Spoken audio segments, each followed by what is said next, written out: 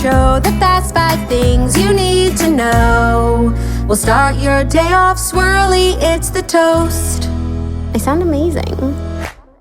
Welcome back to the toast and happy hump day! Don't forget to hump someone you love. And speaking of somebody I love who is dressed like Kim Possible. You literally look like so possible today. Hey, Jax, how you doing? You think so? Hey, I'm doing good. I know when I wear this color pants, like I have to be really careful. You do, with your hair. Slope. Your complexion and your hair. And my little naked mole rat broody.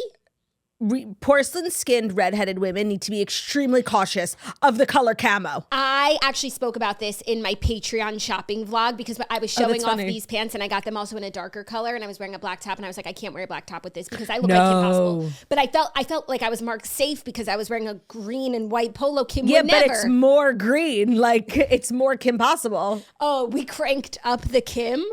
Yeah, while it's not a direct replica of Kim's outfit, it's definitely heavily inspired. Kim coded, and maybe like maybe there's a little she-go in there. To be clear, you look amazing. Like it wasn't a negative compliment. No, and the thing is, like, Kim Possible's kind of gargy-pargy. I just don't want to name look like someone skinnier in better shape than Kim Possible. And she was like a full-time student, a full-time spy. No, and she also was like busy. Doing good, like a beacon of morality. Her community. And she was constantly saving her community. It's true. Like, I should aspire to be like her. I shouldn't run from it. I don't know why it's not a comparison that like I welcome, even though she's really gorgeous and I should step into the light. Step into yourself. Yeah, I guess because it's just like, I don't know. Because there are other people that I'm like, oh, I would like to look like them, but why not Kim? Why not Kim? She's snatched to the gods. She was always wearing a crop top. Yeah, no, like... Tiny waist. Body yada yada. Cute face. Literally. Slim waist. Waist where? Like, yeah. Seriously. No, it's so true. And Ron, like, would die for her. Oh, my God. Ron would have died on the cross for Kim, for sure. Obsessed beyond. Do you think Ron was at all inspired by Ron Weasley? Now that I'm thinking about it, like, redheaded best friend sidekick? I don't know. I think it might just be, like, a name that... Wait, was Ron also redhead? No, but he was blonde. There's definitely Strawberry. red in his roots. He definitely has the gene. Well, we have a great show today. It's hump day. It's Real Housewives of Beverly Hills day. I'm feeling, different and new. Because you got your massage in your cooter? Because I got my, and I don't know how do you pronounce this word? Perineal. Perineal? I By said the perennial. way, you're asking the wrong person. How do you pronounce this? Yeah, well, I thought you would know because you're very into like women's health. I am very into women's health. Thank you for noticing. However, like when it comes to the perineal, you'll have to ask Lauren Elizabeth. I think what you just said was right. Perineal? Yeah, because your perineum is like the area that you tear in when you give birth. And so it's very common to do perineal massages to help stretch, relax the muscles. You start in the 3rd trimester. And so part of my physical therapy journey yesterday was the first session where I got one of those massages. Now, I've heard of people doing them at home. Your partner can help you. It's like really not a big deal. But I whipped out the big guns and she gave me one. And then she professional. She gave me like graphics to show Ben so that, we can do them at home twice a week. And it was definitely a part of the physical therapy journey I was worried about. I can't lie. And I think the word massage is not right because a massage implies like there's going to be enjoyment. Finger banging. No, it's not a finger banging at all. It's on the outside of the vagina. Like it's just like, it's not at all a finger banging. But it's also not a massage. On the phone yesterday, and I feel like I suffered through it once. And well, the listeners need to know. Not for lack of like interest or anything. It's just like. At a certain point, take your helmet off. At a certain point with childbirth and all that business, at a certain point, no, it's none of your business. Like for a while, you won't feel anything, you won't see anything. Just close your eyes, Cogers, okay? Of course. No, what I'm preparing to do is more for like after birth because and I only like recently found this out, and I want to shout out to Ashley Darby because I feel like when she was talking about her journey on The Real Housewives of Potomac, she like ripped her whole vagina. So basically, and Ben was making me crack up. Seriously, like I'm feeling faint. So your perineum is the strip of skin that is like between the bottom of your vagina and the top of your butthole. Like it's like what in a man we call the gooch. And so Ben was calling it a gooch Claudia, the whole time, and I was cracking up. After we were talking about that yesterday, I was parked next to a car that's license plate was gooch. Excuse me? I meant to take a picture, but there was a lot going on in the car, and I had to leave. Gooch is such a crazy word. That's their license plate. That might be like their nickname. Hey, gooch. Who would want that as a nickname? I don't know. It's also known as the ABC, the ass ball connector. So for women, it's the vagina tushy connector. And that's where you rip, you tear if you tear in childbirth. Now, if the lucky women, you only tear a little bit. Like you were telling me, you tear a little bit. But it can go. Industry standard. Correct. It can go all the way. That's happened to Ashley Darby. Take it all the way. Some people tear all the way that you don't even have a tushy and a vagina. You just have one big thing. Then they sew it up, and recovery is very hard. So these perineal massages are just meant to get the muscles down there ready, stretch, and you're basically just applying pressure to the perineum. It wasn't a massage in the way that, a typical massage would go, and it wasn't a finger banging because there was no inside work. It was just on the outside. Okay, thank you for that. I would like to know, that's what we call it in PT, inner work. Since we do have this really big focus group of women, it's actually really great to poll them. Has anyone done all of this, the physical therapy, the perineum, and still ripped badly? By the way, it's very badly, yeah, because it's very possible. Of course you're gonna rip. Ripper's gonna rip. It's a big baby, like a watermelon. I don't give a rip. It's a watermelon coming out of a pea-sized hole. Yeah, but has anyone done everything right and still bad? Does this actually help, or is it placebo? And of course, it doesn't not help, but does it help? I think it helps. Let me know, please. Jackie's just kind of, and it's so not granola of you to doubt I'm doing very granola things, my stretches, my breathing exercises. I would think that you would like it. I would, but at a certain point, you're muchkering too much. Well, I'm not putting things up my vagina. I'm just putting pressure on the outside of it. It's getting to a point of muchkering, which I'm anti-muchker. I am the muchker queen. It's now, muchker is a Yiddish word for fussing to with. Fuss with something, always. So, the joke is that I'm always muchkering with the kids, and that's why they hate me, because I'm always giving them hugs and kisses, and they just want to run free. When you muchker with something too much, oh, your makeup looks good, but you're muchkering. Stop putting things on. I did my hair and I just kept fixing it and muchkering with it instead of just leaving it. It's such a good Yiddish word. And I know fussing with is probably the closest English equivalent, but it doesn't slay in the same way. It's true. So what Jackie's saying is my vagina's in a very unique state right now. Let's not muchker with it. Yeah, let's not muchker more than needs muchkering. More than that's already been muchkered. And you go to the doctor, they muchker. They muchker at the doctor. They are testing the limits of muchkering. Right. And that's kind of the acceptable confines of muchkering. Right. So I wouldn't add to your load. Yeah, and it is a load-bearing vagina right now. So that's all it is. I'm anti-muchker. I support you, though, and your homeopathic remedies. Yeah, definitely Ben's influence. He loves to hear about what goes on in physical therapy. That is. And really I was funny. telling my physical therapist, she's like, well, a lot of people have their spouses and partners do it. Is that something you think your partner would be comfortable with? I'm like, oh, you've never met my partner. He's going to be so excited. He loves, I was telling her that he's central talking medicine. About it on his podcast. Yeah. Oh, speaking of, I don't want to blow up the good guy spot, but they're going to do something really crazy. What? It might be you know what it is. What? They have an episode coming out. Oh, yeah. He teased it on this episode and texted me the name so people... Oh, okay. And it comes out next week. And I don't want to be annoying, special project. No, it's kind of the biggest thing the good guys have ever done. I want to say it might be one of the biggest things ever done on a podcast. I'm being dead serious. I know that sounds so crazy, but you'll find out in a few days, you guys. And I just because me and Ben were talking about it this morning, I can't get over it. Yeah. But, don't want to... I don't want to overhype it in front of you. Something. Yeah, it is annoying. They're doing a secret project. And that's really nice of you to hype it up for them. It unfortunately is a natural hype. I'm not promoting, That's even worse. I know. I hate when the good guys do good stuff. They do a lot of good. They do a lot of good for their community. They should start a foundation called The Good Guys. They should. It just feels like a natural extension of their brand. The running joke on The Good Guys is that because they film bi-coastally, Josh is in LA, Ben is in New York, and they film remotely, they have to do a significant lead time. So I think they're pretty much running a week or two behind. The episodes that's coming out this week was recorded 2 weeks ago. And so the running joke is if you want to hear about the Oscars, you'll hear it 2 weeks after. So me and Ben have been talking a lot about this joke on the show. Oh my God.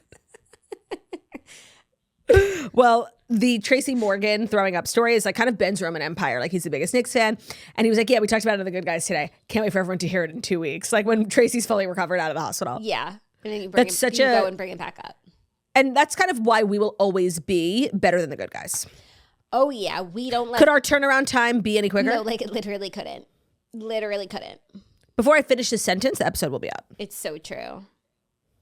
It's Sojourner's truth. You are Sojourner's truth. You are. I am. And you are Sojourner's truth. And I want to say something about Sojourner, the woman. Do you know her? I have no idea who that is. I think it's time for a little history. No, I kind of like not knowing, but is she a Native American? I think so. And what is her truth? I think it's just her last name. Okay, no. So Sojourner Truth. Oh, you're right. It's her last name. Yeah. She was an American abolitionist, an activist for African American civil rights, women's rights, and alcohol temperance. She died in 1883. That definitely feels more contemporary than I had thought. Oh, also, like I thought she was Native American, not No, she was born African. into slavery, but escaped with her infant daughter to freedom in 1826. Honestly, Queenie behavior, and you should be proud to be Sojourner's You know, now truth. I feel like when we like say it like as a joke, like it's not right. Yes, but I also feel like we're bringing her back in, like she might be forgotten to relevance, but like we have a huge platform, and I think people should know the name, and not only know the name Sojourner's Truth, because we knew the name. I didn't know the name, story, but know what she's about. No more That's confusion so true. around Sojourner. Queen. I can't okay. believe Truth was her last name. That part I knew. I thought maybe she wrote a book called it's because I make it possessive. Memoirs of a Sojourner's Truth. So because we keep saying Sojourner's Truth when her name is, we added a possessive apostrophe. Her name is Sojourner. Sojourner Truth. Yeah. And what is she famous for? She's famous for her powerful advocacy for both abolition and women's rights. She delivered a famous speech called Ain't I a Woman at the Women's Rights Convention in 1851. Okay. Sounds like Queenie of the Week. And then there's like rumors about her that she had 13 children, but she's known to have had 5. What if she did? And what if she did? Even more so Queenie, but then she turns out she has 5. So that's just like not the rumor mill, like ablaze with things about Sojourner. They're and her lying truth. on Miss Truth. I love that. Yeah. So that's your little herstory lesson for the day. I actually loved learning that. Thank you so much. I did too. And if nothing else major happens, like nominee for Queenie of the Week. 1000%. I was already like making a note of it. I actually have my Queenie of the Week brewing. Mm-hmm. And if nothing else happens, she shall win. Okay, well, hopefully it's a quiet rest of the week. Hopefully, but you never know. We do have the Real Housewives of Beverly Hills recap. I actually thought it was an excellent episode, like ripe for recapping. Lots of interesting dynamics shifting. Yeah, and I watched What Happens Live. Leslie Bibb was on from White Lotus with Garcelle. Did you watch? Yeah. I saw like all the viral moments via clips, and when she said, "Who are you, Dorit?" because she asked a very valid question. When Garcelle said that to Leslie Bibb, I was like, "Oh my god!" We're actually getting along because they were both on the WB together. They knew each other from back in the day of being actresses. Oh. Yeah, but then they were like beefing about the drama, like Leslie Bibb. I think Leslie Bibb like is on our very anti-Sutton, and then Garcelle is Garcelle. So it was like so funny to watch them argue about the drama. Andy was like not happy last night. He was like really in a very tense and like just kept talking over them. Like when they were like kind of chatting on, like he just like kept like putting his foot down.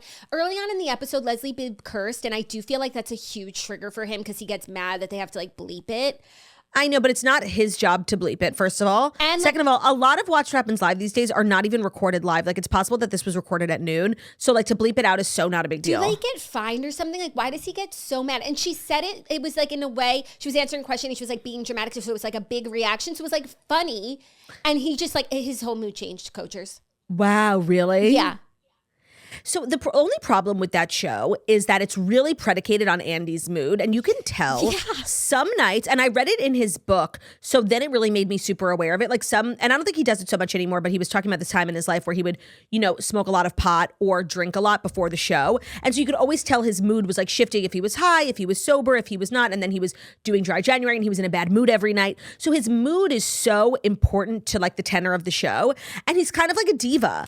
And so, everyone has bad days, but like you have to kind of pretend. Yeah, he was like not vibing with them, and just when they were like having like a girly moment, he would just be like on to the next, reading the teleprompter, like really angry spice. Yeah, that's how it I feel like that's really unlike him with a non-Bravo person. I feel like with the Bravo guests, he can he's the boss. Like he can do whatever he wants. But with Leslie Bibb, who's like this really legit actress and who's also having a huge moment because of White Lotus, you would think he would, put his best foot forward. Yeah, and he had said he started watching White Lotus the night before he had just started watching the season. So like maybe he was just not like fully in like obsessed yet. And it was just like, oh, this random actress.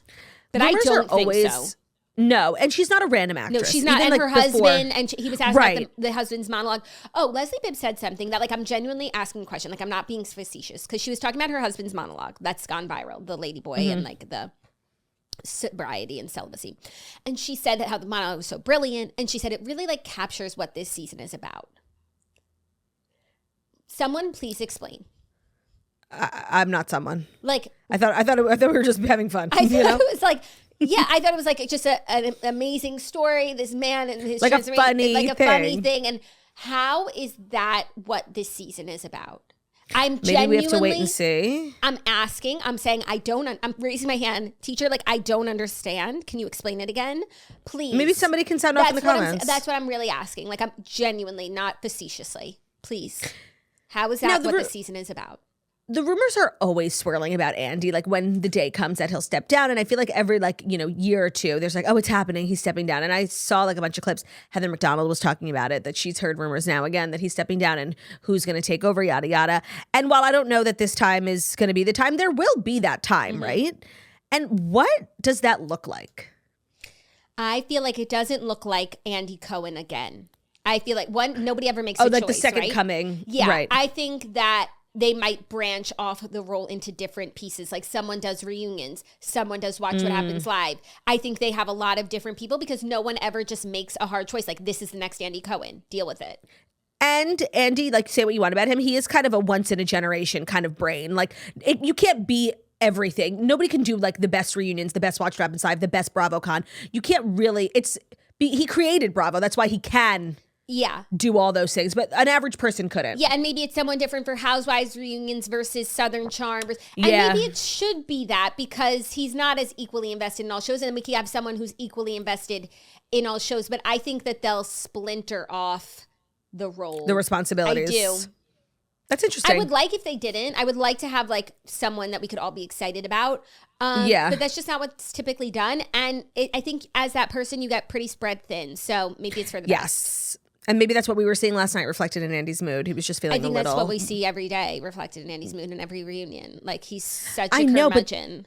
He is a curmudgeon. But the thing is that Watch What Happens Live is like not live anymore. I think once a week it's actually live. So the tapings are all like that day or that afternoon, and they're all like according to Andy's schedule. So it's very accommodating for him. I don't know what, and he does Radio Andy, so he has this very busy schedule, and I think all these different parts of his life, they accommodate him and his kind of crazy timeline. And so I don't know that the mood is an excuse anymore. Like we've accommodated. No, and the mood's like not an excuse. No, at like midnight, you're doing a show every 30 minutes. Now you have kids at home. Like, I understand. Maybe some nights you're going to be in a bad mood. Yeah. But now it's like, it's noon. I don't know. Like the past couple of times people have invited me to come to Watch What Happens Live with them, it's like literally at 12 o'clock. Yeah. I'm like, okay, so it's Watch What Happens. I actually feel like it might be harder to get into the energy then. Yes, that's true, because it's not like nighttime cocktail. As opposed to like, actually, no, it was live last night. They were doing polls. Yeah, so when they do polls, it was live. You know that it's live. Okay. There you go. Well, we'll get into the TV recap at the end of the show. How are the stories? The stories are interesting and varied. We have a lot to chew on today. Interesting and varied. I forgot the most important podcast equipment, my fan. Just give me 2 seconds. Okay. I was charging it. And in those 2 seconds, I will let you know that it is time for the Fast 5 stories that you need to know. I'm back. Oh my God, this little fan from Amazon is the best thing that's ever happened to me and the most important part of my day. The most important part of your day? Is that what you said? Mm-hmm. Okay. Well, I'm happy for you. No, there's like, I'm sitting in this state-of-the-art podcast studio with the finest equipment money can buy. And the only thing that's truly irreplaceable is this fan from Amazon. That's beautiful. Yeah. Well, the Fast 5 stories that you need to know are brought to you by Robinhood, if I may. Please, May. With Robinhood Gold, you can now enjoy the VIP treatment, receiving a 3% IRA match on retirement contributions. The privileges of the very privileged are no longer exclusive. With Robinhood Gold, your annual IRA contributions are boosted by 3%.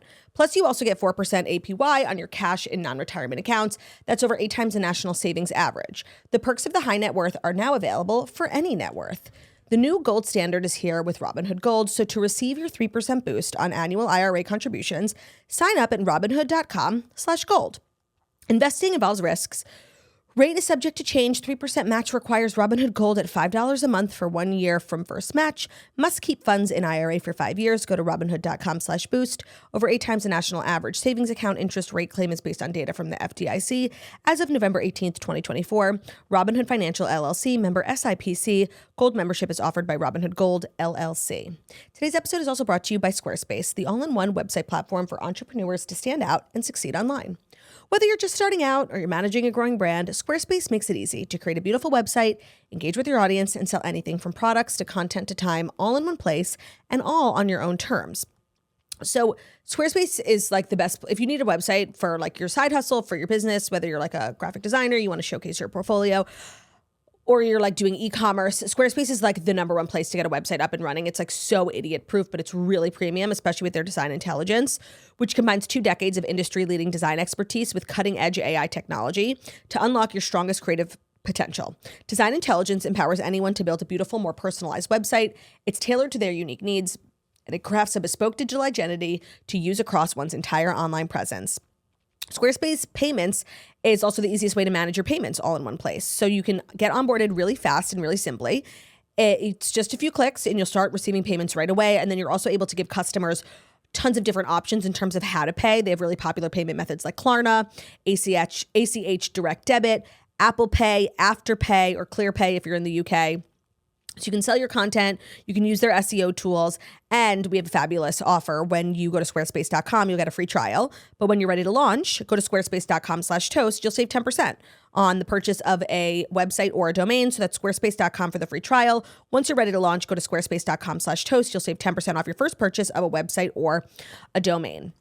Today's episode is also brought to you by Ro. So do you want the fastest working GLP-1 for half the price? Ro has got you. If you're ready to lose an average of 15% of your weight faster, meet the latest offering through Ro. So Ro is a fabulous company offering GLP-1 medications. As you guys know, I was on a GLP-1 medication for about a year. Totally changed my life. I'm a huge fan of it. And I get asked a lot of questions about my journey. And most of the questions are like, where do I get started? How do I get the medications? Who do I ask? And so Ro is an amazing option. They offer FDA-approved weight loss vials for half the list price of the auto-injector pens without applying insurance or savings cards and with results that you can see faster. So if they prescribe you, you'll lose 15% of your weight on average in a year. The formula from Eli Lilly hits not 1 but 2 hormones that will curb your hunger and give you less nausea. Your Ro affiliated provider can help you understand if GLP-1s are right for you and your goals, but that's just the beginning because after that you have support throughout the entire process. You can sign up online from the comfort of your own home, which I know is huge for people because like going to the doctor and talking about this can be uncomfortable and just awkward. And I think some people are embarrassed. I definitely was. So doing it from home, no doctor's appointments, no waiting rooms, no awkward. It's faster weight loss, it's higher confidence, and it's all at a cheaper price. Join the over 385,000 people who have already chosen Ro to access GLP-1 medications. Go to ro.co/toast to see if you qualify. That's ro.co/toast, ro.co/TOAST. And go to ro.co/safety for boxed warning and full safety information about GLP-1 medications. Check out Ro. They're doing the Lord's work over there. Thank you, ro.co/toast/turt. You're welcome, Joe. Our first story, there's a podcast clip that's like kind of going viral that we need to discuss because Tina Fey is admitting that she judges rich people who have side hustles. So Tina Fey went on Amy Poehler's podcast called Good Hang with Amy Poehler.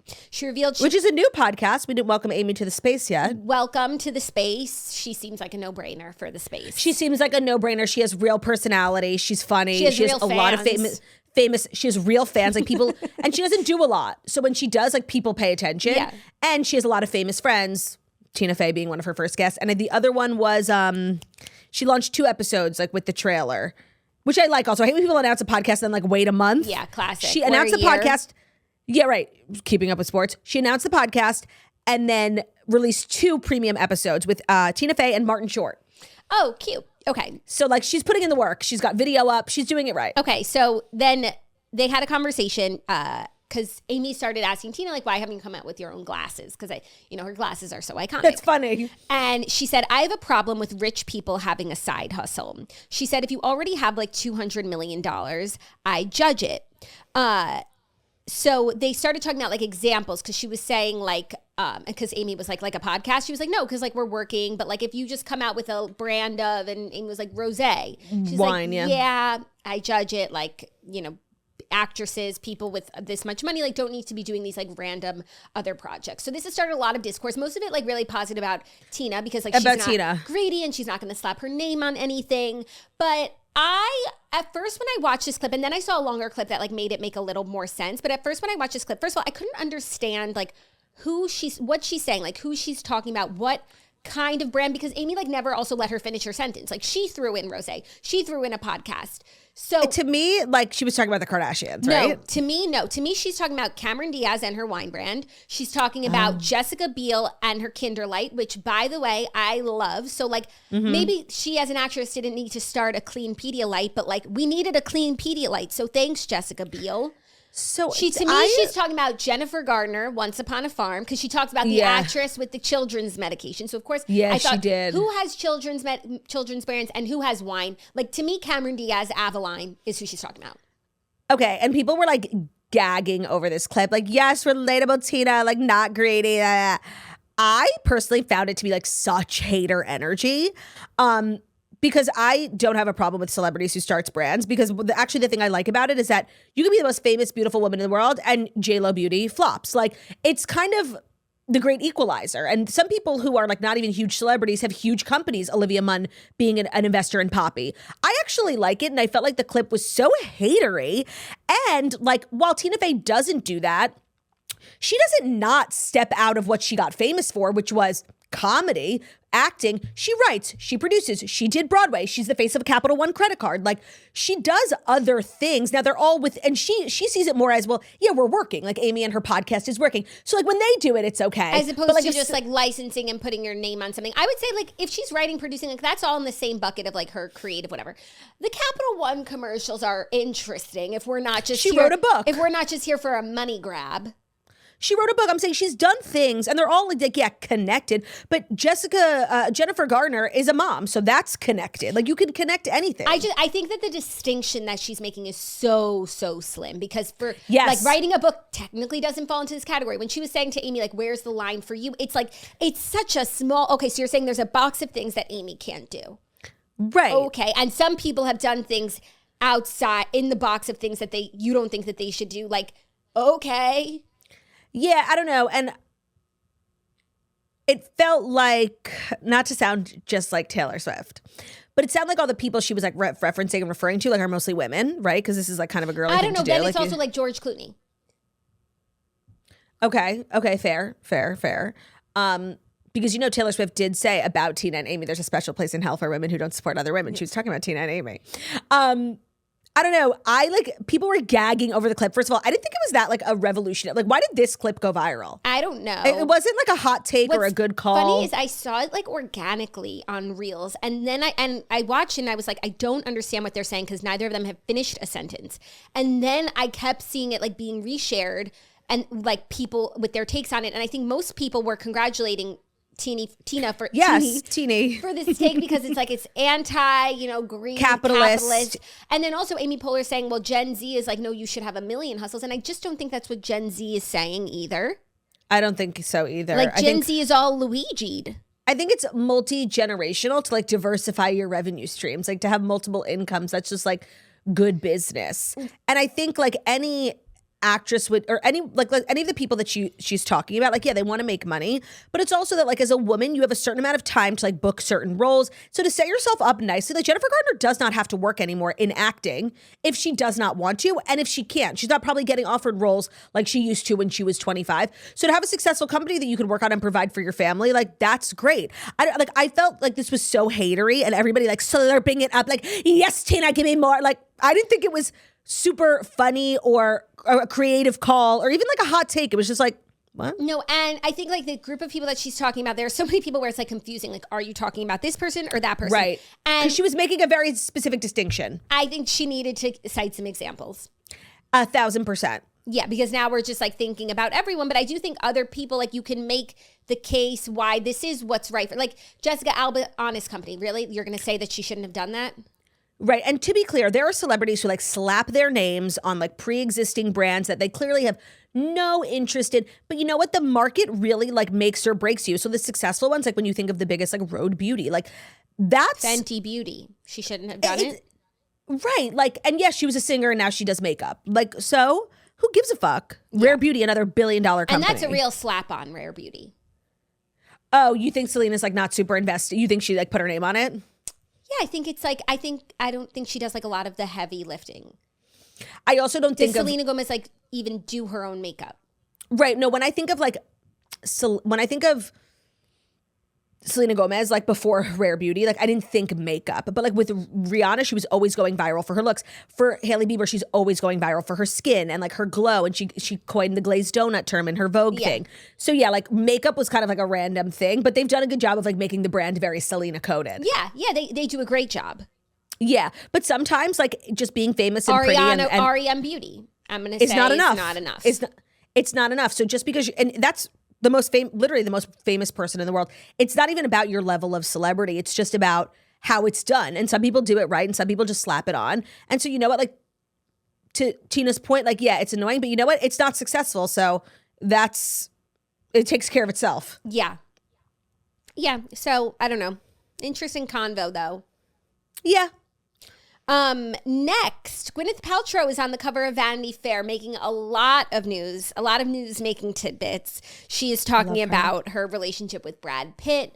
She's talking about working with Timothee Chalamet and her take on intimacy coordinators nowadays. And she talked about Glay. Oh, I missed that one. No, she did like they did like a video series where they like make you watch like old stuff you've been in, and she just talked about how it was like the most amazing experience and how it's crazy that it's crazy how 3 of the castmates are dead, but she met her husband. Right. So what's it? 3 funerals and a wedding. Correct. She talked about having an intimacy coordinator in her lots of sex scenes with Timothee Chalamet. She spoke to Vanity Fair as part of her new cover story and pull back the curtain a bit on her big return to acting later this year in Josh Safdie's Marty Supreme. I can't think of that guy without thinking about Julia Fox. Uncut Gems. Yeah. So the A20 film stars Timothee as a ping pong protege competing overseas. A20? A24? Yeah, okay. I was like, they rebranded? Did I say A20? Yeah. Are you sure? Roll the tapes. I can't wait to watch. That's my favorite. It's hard to not stop recording and go watch. She revealed for the first time she is starring as the wife of a rival professional who falls into bed with Chalamet. Interesting movie. There were a couple of like paparazzi pictures of these two going viral. They're dressed like from the 20s. They totally like took this block in New York City and made it look like, I don't know what time period it's supposed to be from, but like from 50 years ago. It was really cool. And then Gwyneth and Marty, what's his name, Timmy, are making out. And these pictures went so viral, and interesting to know that that's what the movie's about. So she said, I mean, we have a lot of sex in this movie. There's a lot. Filming sex scenes with Timothee introduced her to an intimacy coordinator for the first time, although she didn't appear to need one after decades in Hollywood.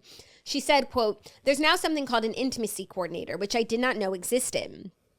She noted that when the intimacy coordinator asked her if she'd be comfortable with a particular move during the filming of an intimate scene, she was like, girl, I'm from the era where you get naked, you get in bed, the camera's on. We said, I think we're good. You can step back a little bit. She said, I don't know how it is for kids who are starting out. If someone is like, okay, and then he's going to put his hand here, I would feel as an artist very stifled by that. She joked that she cut right to the chase before filming sex scenes with Timothee. She was like, okay, great. I'm 109 years old. You're 14. I'm sorry. She's so funny. She's so funny.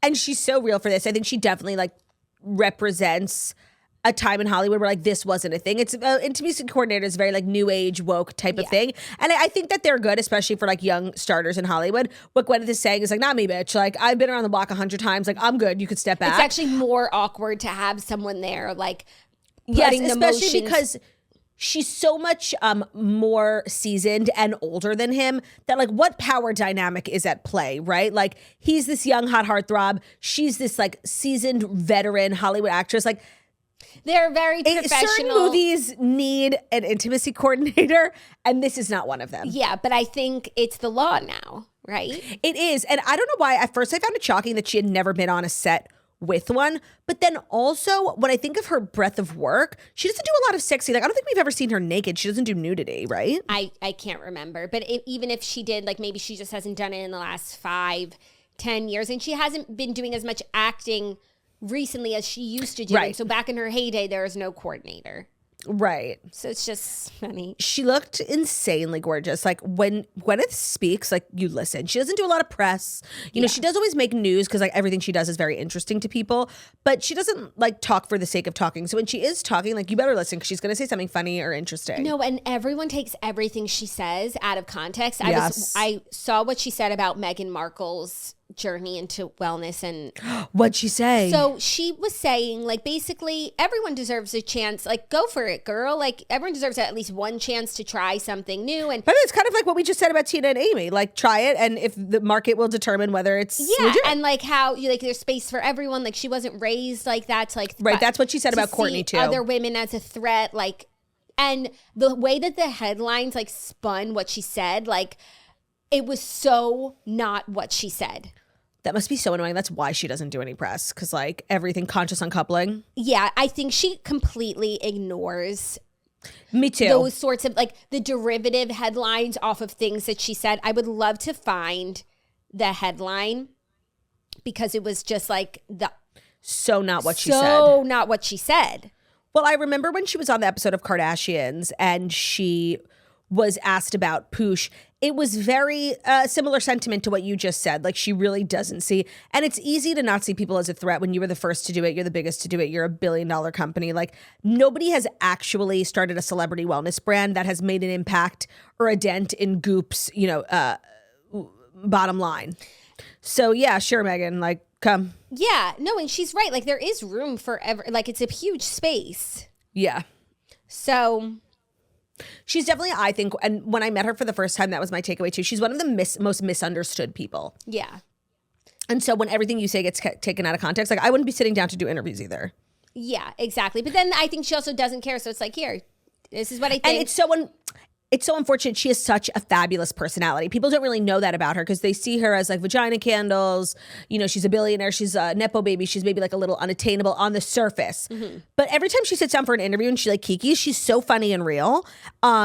And it's sad that people don't see that side of her. Yeah, and this movie looks good, by the way. It's called It does. Marty Supreme. It's yeah, like a weird title. Yeah, it's Back to the Future. Like, I'm so confused.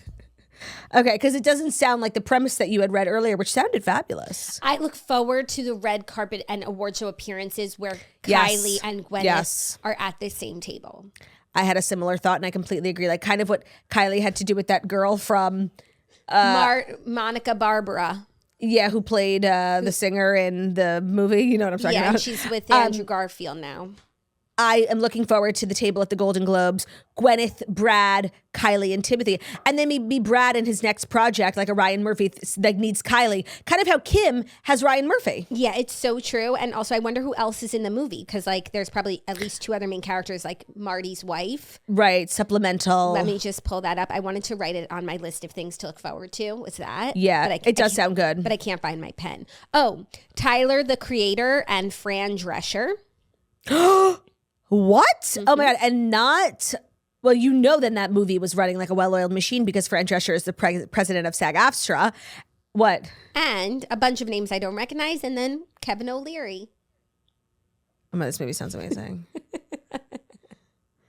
Oh my God, this movie sounds amazing. Yeah, it does. But you just know Fran Drescher, like, heard Gwyneth's statements about an intimacy coordinator and, like, died. Because this is Fran's livelihood. She's the president of SAG. Yeah, but I feel like Fran can recognize, like, there can be flexibility in because we're working with humans here and everybody's different and people have different needs. So if Fran seems very understanding I feel like of for everybody's Fran, needs. as long as there's a person on set, even if she's dismissed to the corner, Fran did her job.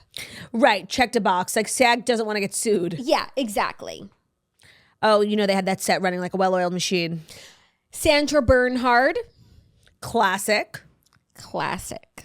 Okay, and those are all the names that we recognize. So Kylie and Kevin. I love it. And Gwyneth. Kylie and Gwyneth and Timmy. Oh my. I know you want to make that the title. No, the title I already had. Wait, shit. It was at the beginning of something about mutchkering. Oh, cute. Mutchkering with Kylie and Gwyneth. Mutchkering with Sojourner Truth. Sojourner Truth's mutchkering. We'll figure it out. Are you ready for our next story? What number? 3? Yep.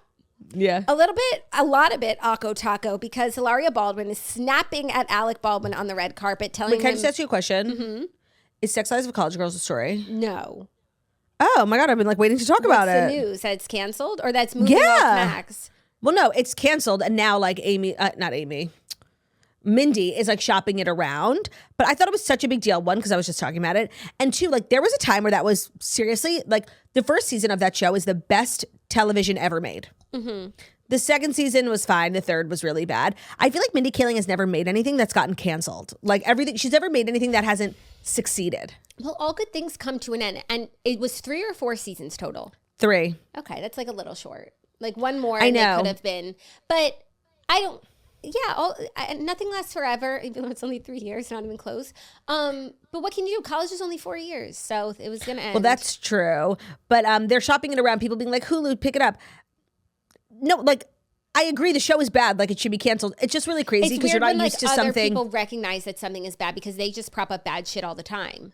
No, and with all the streaming services, it's not like there's limited amounts of slots. Like cable, things used to get canceled because there was X amount of shows and X amount of slots. You can have a million pieces of shit. Like nothing gets canceled anymore. I would imagine it's not like canceled because it's bad, because like they'll go on with a bad show forever. I feel like maybe other people wanted to move on too, and it was like, okay, maybe it's time to move on. People have other things going on. But they are shopping it around. Like they want the show to continue. Oh, that's so And weird. like Mindy Kaling did like a post like Black Heart, so sad. Like it wasn't their choice. So like literally no one must have watched it except for you. Yeah, Like, and the people that did watch it, so bad. It was like people didn't really. The viewership had to be so bad. Yeah, right. I guess the difference between HBO and like the rest of the streamers is that HBO also Max, puts their shows also on their cable network. So like there isn't unlimited, because they also canceled Somebody Somewhere, one of my favorite shows. So they're not unlimited like inventory like Netflix and Hulu. They still have to abide by the old TV guide. Yeah. But I was so surprised, like not because the show was good, but because like what gets canceled these days? What gets canceled these days? Especially Mindy Kaling. She's got that Midas touch. Especially when they could just keep punting the ball and been like, next season's coming. You know, like Euphoria. Yeah. Which, by the way, did pick up cameras. They have started filming. It's better than admitting defeat. Yeah, I was just shocked. And then I know Renee Rapp is like so glad. Really? But the thing is that, and like she probably thinks like, look, the show failed without me. And it really had nothing to do with you. Even though she was my favorite character and it would have been better with her, that's not why the show was bad this season. Yeah. But she probably thinks she made the right choice by leaving because it was a sinking ship anyway. But I don't feel like her music career really took off. I think whether she stayed or left like would not change where she's at right now. She might have just had a little bit more money from doing the last couple of episodes. Yeah. Yeah. Okay, well, Weird. I guess it was Petered I know. out. I thought it was a story. I'm so sorry. I was like waiting. Peter. No, our next story are the red carpet interviews between Hilaria and Alec Baldwin that have everyone in a Going tizzy. viral. She's literally yelling at him, telling him to shut up and saying, "You're annoying me." Hilaria Baldwin put Alec Baldwin on blast for interrupting her. No, she said, "You're annoying me." She actually said it. What I saw, she said in plain English. Okay, because like when you're mad, like you can't control your fake dialect. Accent.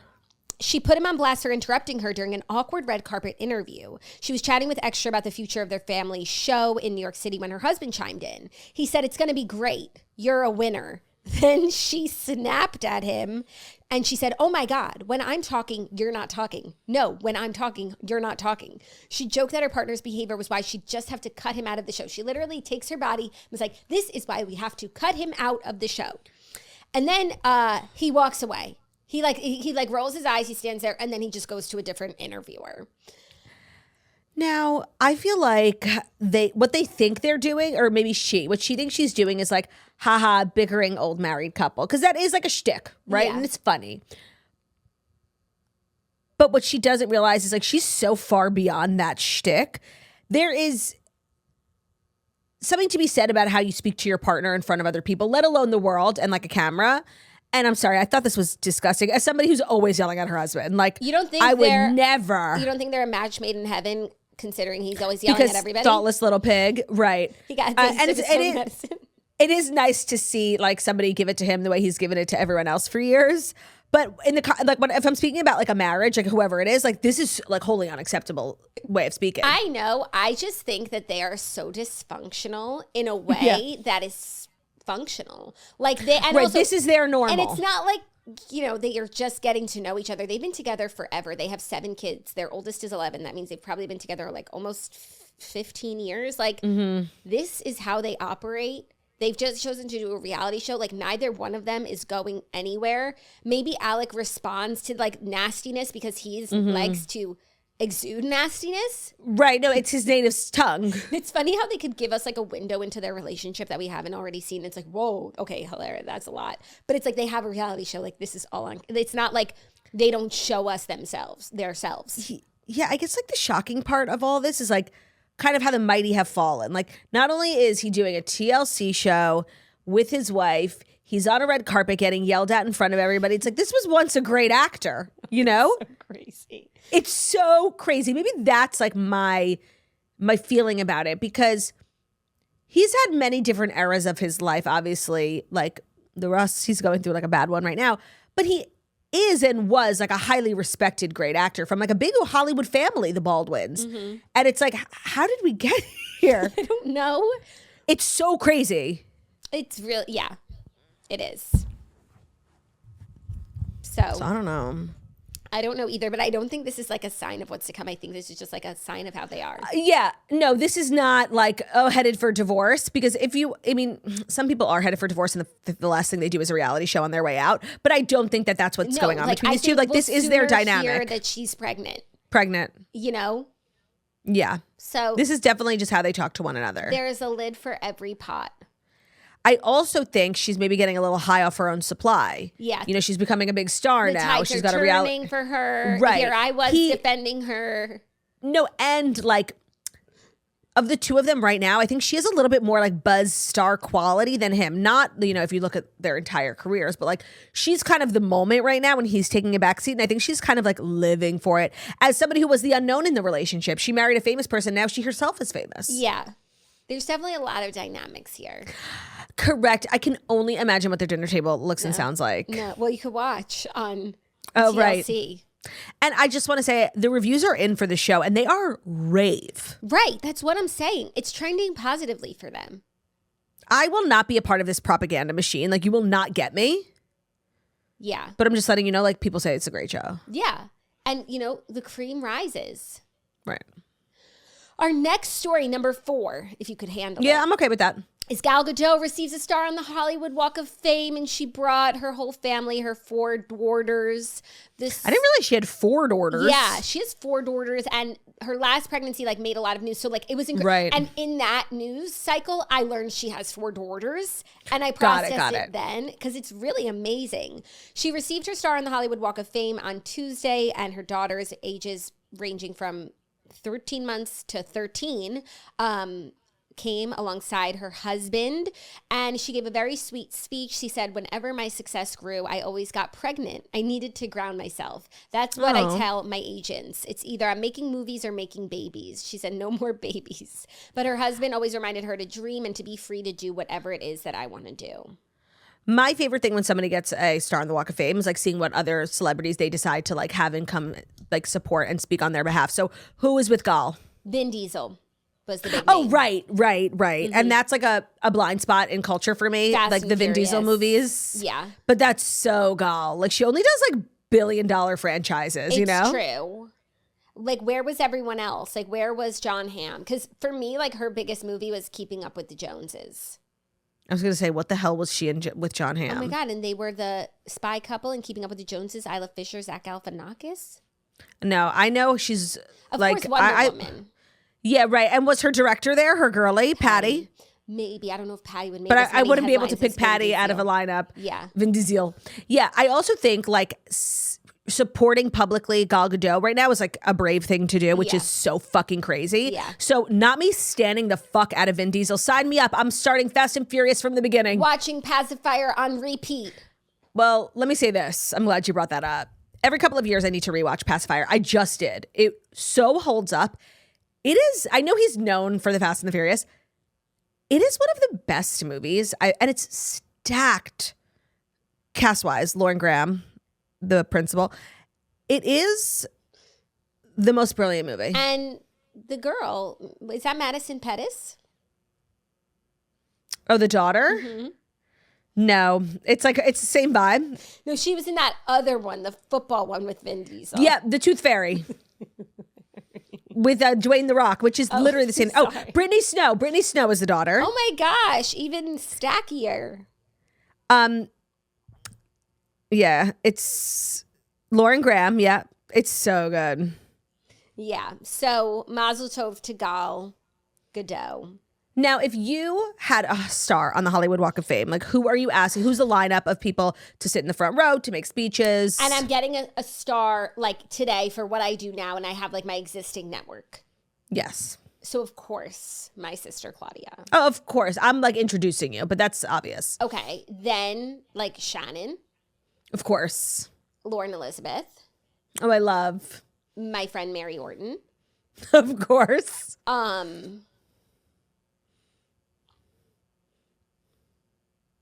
Of course, my family will be there. Of course, that goes without saying. You said friends. No, and I mean like celebs. Oh, celebs. Like people of note. Yeah, like my fellow influencer friends. Yeah, of course. Maybe Raven. Oh, I like Gates. that. Kind of speaks to like, your roots. Yeah. I like that. Raven. She maybe would say something nice about me. Yeah, like as a mother and a friend. I like that. My friends Eric and Melissa. Of course. And the only famous, right? I guess like Dana's kind of famous.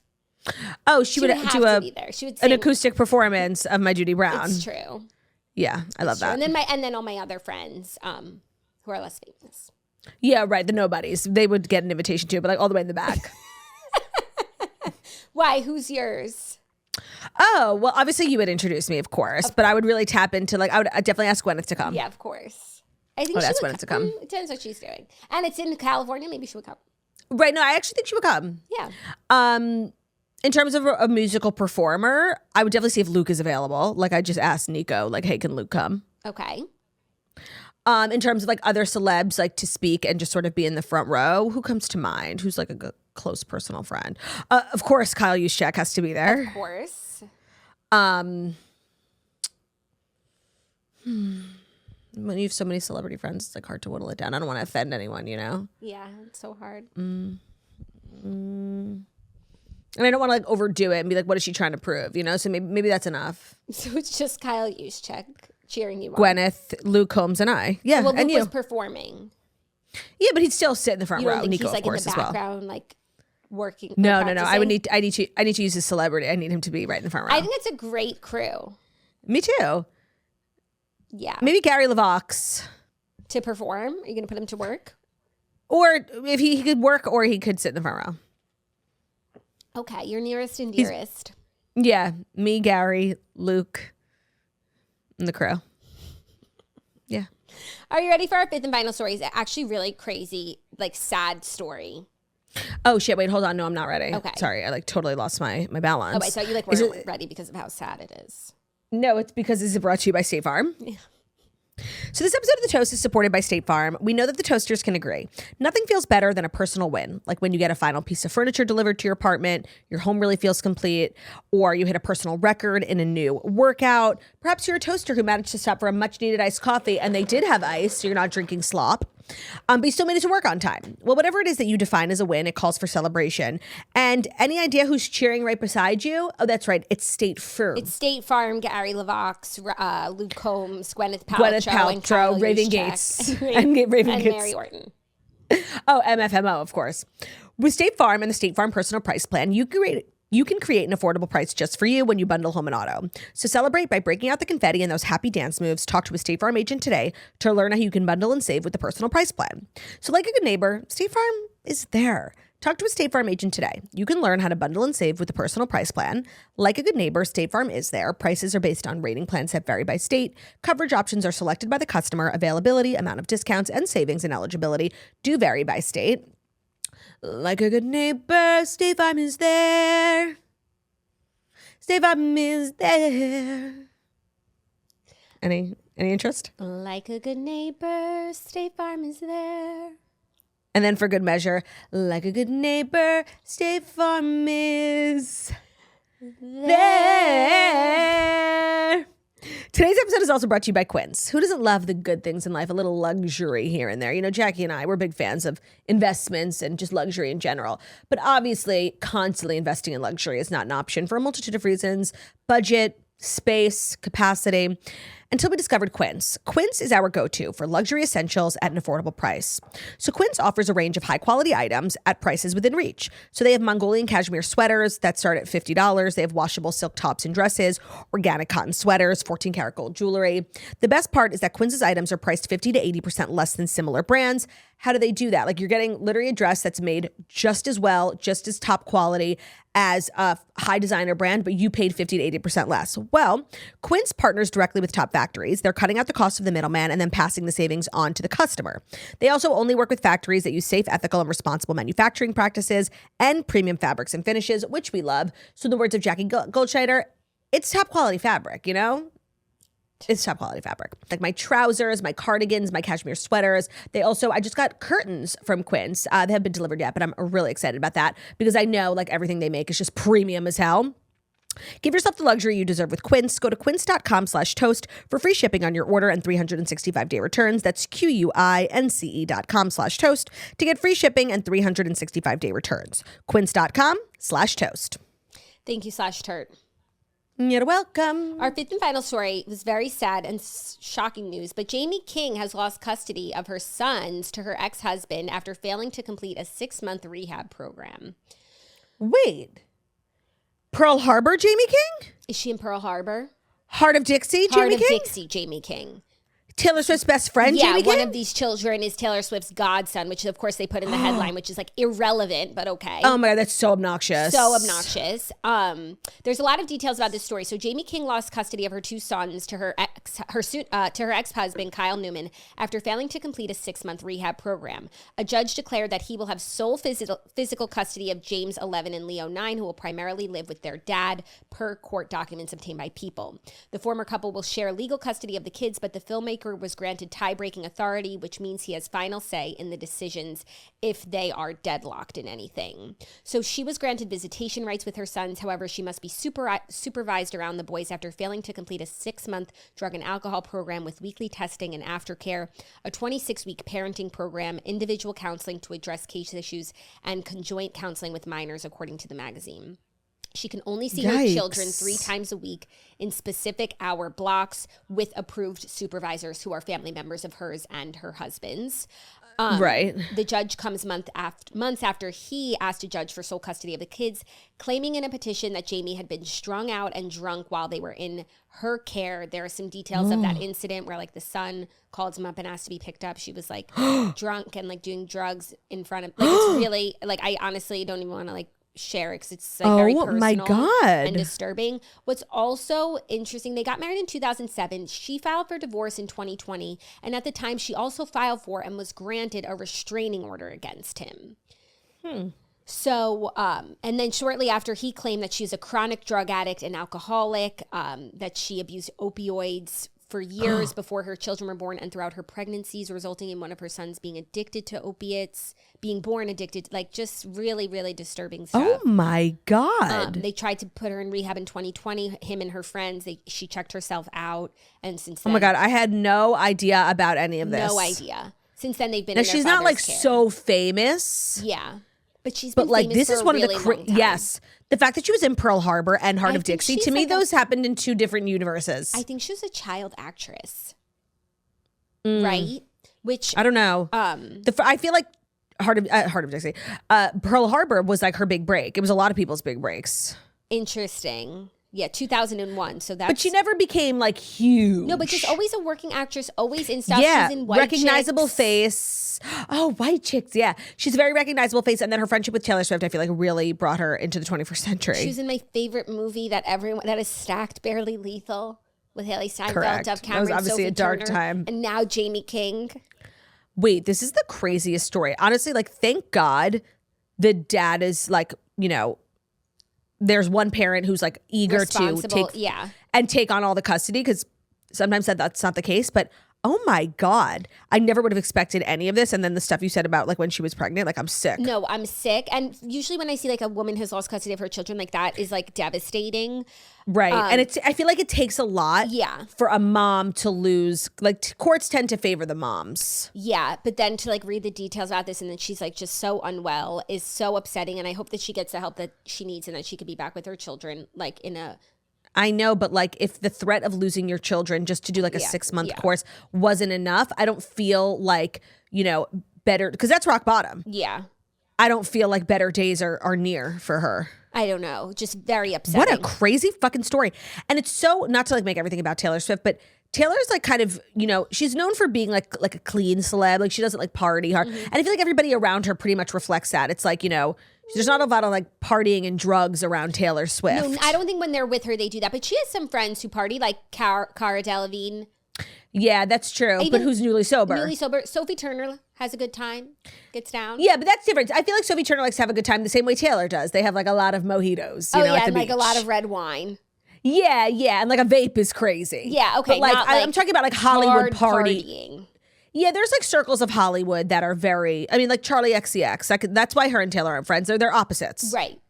Like Taylor's idea of partying hard is having too much wine and like maybe throwing up in the toilet, you know? Yeah, in her house. Like in her house, right. Yeah, I understand. So I'm just not used to this type of like stereotypical Hollywood behavior being in Taylor's orbit, because she's very clean. Like her parents are her best friends. And when she's partying, she's literally partying with her mom. Yeah, and like making cookies. Right, like drunk and accidentally starting a fire because there was a candle lit. Yeah. So, I mean, and they haven't been spotted together in a while. I wouldn't say this is like one of Taylor's best she's friends. A godmother. Right. That's closeness.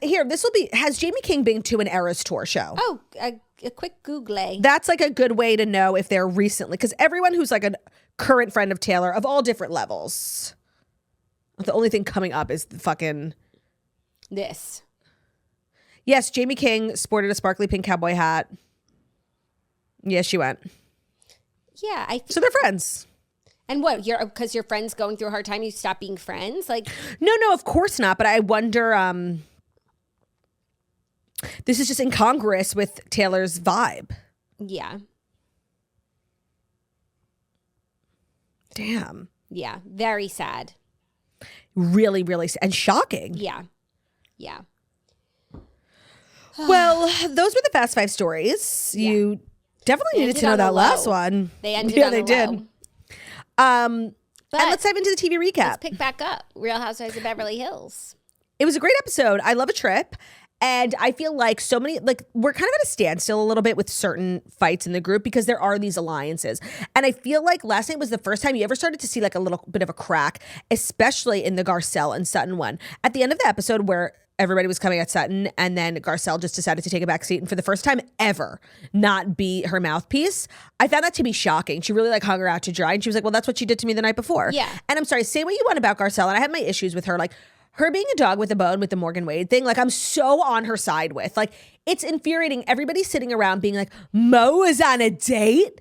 You had a girlfriend for a year. Like, what the fuck are we talking about? You guys are not together. Also, I recently watched some of the footage from the music video and I realized that we've been citing the music video. Like, you did the music video, went to the concert, you got tattoos.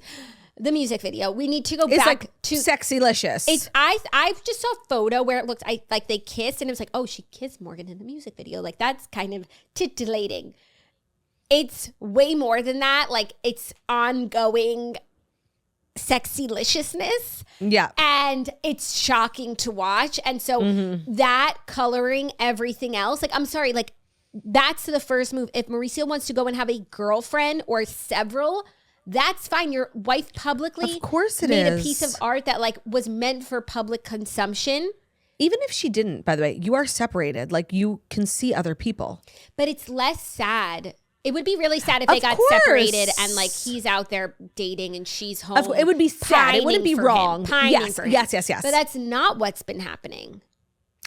It's so weird, like the way everybody's like revisionist history. So every time Garcelle brings it up, I think some people roll their eyes. They're like, Garcelle, let it go. No, thank you. Yeah, no, like we can't talk about Mo without talking about that because like that part is critical to understanding how you might feel about Mo.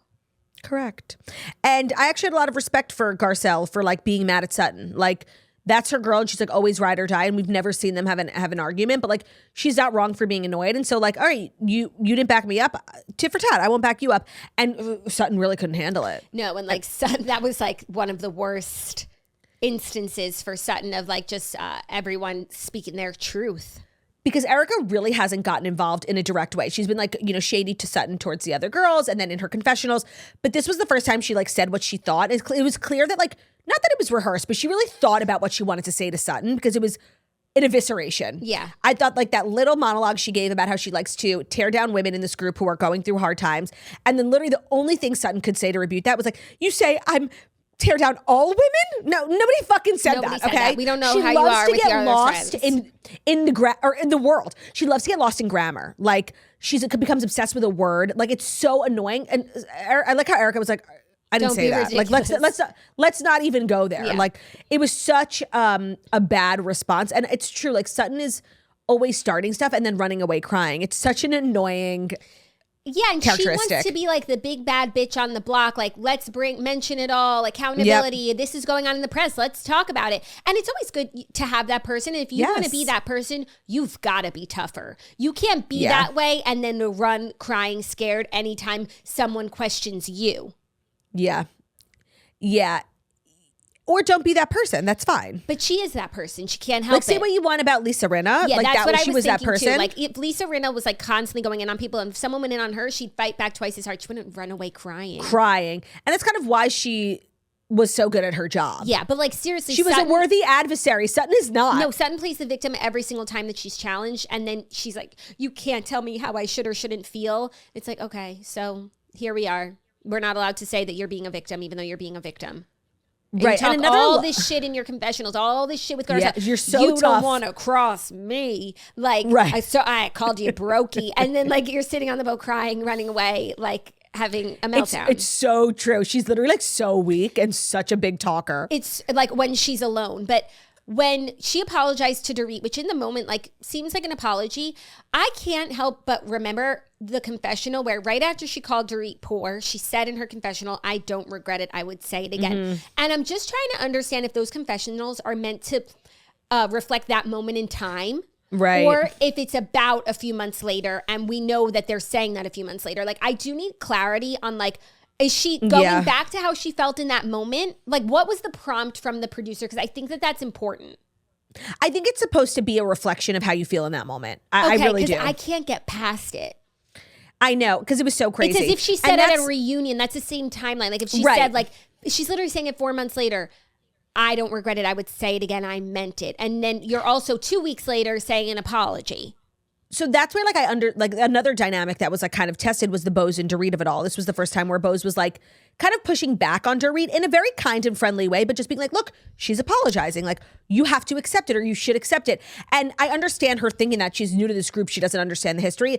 And I understand Dorit being like, I mean, you're kidding. This is what you do. You make a genuine apology and the next day you do the exact same thing, but you go even lower. So I understood Bose's inclination to be like, look, she's trying to put it to bed. Like, let's put it to bed. But then I understand Dorit being like, I mean, how many times we're going to fool me once? We're going to go on the same hamster wheel. It's a waste of time. Yeah. I felt like Bose was being a good friend in that moment. I know people saw it as like her finally challenging Dorit. But like if I was sitting beside my friend and I want them to move past something and maybe I felt like they missed something in the conversation, like I would be like, hey, like you got what you want. There's the apology. She wasn't calling her out. No, like I saw on Watch What Happens Live, Garcelle was like, I was so proud of Bose for finally, pushing back a Dorit or whatever. So annoying. And I'm like, that's not what that was. I would do that for someone I'm on the same side as. Is like, look, like don't lose sight of like what you want. Yeah, Bose was trying to be productive, right? Yeah, and like move the thing along. Not like Dorit, you're wrong, but like, wait, hold on. It's just a friendly thing to do. I didn't felt like she was like joining the other side or anything. Kathy was making me laugh so hard when she like sat down and was like asking everybody to get her stuff. And Kyle was like, she doesn't care who you are. Like she needs something, you have to get it for her. And she's like bossing Jennifer Tilly around with the salad dressing. I was laughing so hard. Kathy was actually making me laugh a lot, even though she was in the episode for 3 seconds. She's like, these boat rides, they're not good. It's not working. And it was a bad boat ride. Like the boat was small, the wind, everybody's hats. There was no indoor like table for everybody to sit at. It was a tiny little boat. The weather looked weird. It didn't look like a good boat day. It was Cartagena, okay? Yeah. And they should have waited to have conversations until they were anchored, because them cruising with the wind. And it was very chaotic and a little worrisome. I know, and like Erica clearly, like her hair was made for the hat. Like she couldn't take off her hat. Sutton took off her hat. She just had like a blowout. But Erica had like an updo like in the hat, and so she couldn't take it off. And just watching her like try to talk with the hat and the wind, it was really annoying. Yeah, it was very chaotic. And now they're all stuck on this boat together that's not that big. Yeah, it was while small. Sutton's about to have a meltdown. She was being so, these bitches, like she's so lame. No, she went into the abyss. I think she also used the C word, because they showed like the asterisk word, but it didn't start with a B. But for bitches, it started with a B. Like she's the definition of like condition but can't take it. And it's like we did that when we were 12, you know? Yeah. Like you're so grown. No, and also I said this last week, but the dynamics between Sutton, Garcelle, and Kyle about like who's going to defend, like them like fighting over Sutton. And Sutton should be like excited about that, but also fighting over Kyle. She doesn't realize. She doesn't realize it's so middle school. Yeah, well, Sutton finds herself in a similar predicament as Erica. Like Erica also kind of refuses to get involved in the Kyle stuff. And she's happy to defend Dorit when it comes to Dorit versus Sutton, but she wasn't happy or even remotely interested in defending Dorit when it came to Dorit versus Kyle. Yeah. So that's like one of my only gripes with Erica. The girls looked amazing. I actually loved all their outfits. Erica looked sick. Yeah, she looks amazing. She does. So I actually love Sutton's outfit too on the boat. The little blue. Oh my God. Garcelle showing up in the same dress as Kyle after calling Kyle's outfit hideous, like her wardrobe hideous, was so funny. Yeah. And Jennifer Tilly just stays like making me laugh. She's really growing on me, even though like her obviously fatal flaw is that she's Sutton's friend. So when it comes to the drama, her input is like always bad, but she doesn't give it a lot. Yeah. I feel like there's just too much going on for her to really get like involved in a meaningful way. Though Bose has, but they're different people. Yeah. No, I love, and they serve different purposes on the show. Jennifer Tilly's kind of taking on like a Kathy Hilton type of role. Yeah. Showing up, showing us the opulence, being funny, connected to the group, but not connected to the drama in any real meaningful way. Whereas Bose was brought in, she's a player. Yeah. She's a but she wasn't even brought in opponent. to be like her friendship with Dorit is new. It's just this is how things have shaken out. Right. But Jennifer Tilly is like not in the Diamond theme song. She's a real like character, friend of personality cast. She adds color to the show, and every time she tells us something about her jewelry or her alta moda, like I live for it. She has positive energy and she's down for a good time. Like that's great. Thank you. Everyone needs friends like that. And she's an Oscar winner. Nominee. Well, thank you. Excuse me. Yes. Yeah. Big difference. It's still cool. Tonight is Summer House, which we will watch a recap tomorrow. Mm-hmm. And that's our show. Yeah. 'Tis. Thank you guys so much for listening to The Toast, the Millennial Morning Show where we deliver the fast stories you need to know every Monday through Friday on YouTube. So if you're watching us on YouTube, please feel free to subscribe and give this video a thumbs up. We're also available as a podcast anywhere podcasts can be found. So outside of iTunes, Stitcher, Public Radio, iHeartRadio, CastBox, all the places. Wherever you listen to podcasts, find us The Toast, leave a 5-star review about how beautiful, stunning, and wickedly talented we are. Love ya. Bye.